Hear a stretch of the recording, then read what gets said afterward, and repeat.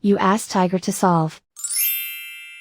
This deals with linear equations with one unknown. The final result is n equals 2. Let's solve it step by step. Group all in terms on the left side of the equation. Subtract 4n from both sides. Simplify the arithmetic. Group like terms. Simplify the arithmetic. Isolate the n. Divide both sides by -3. Cancel out the negatives.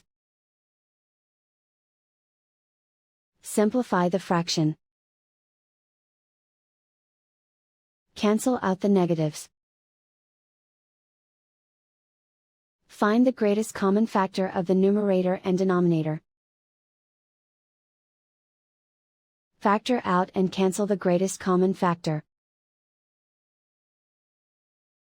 And so the final result is n equals 2.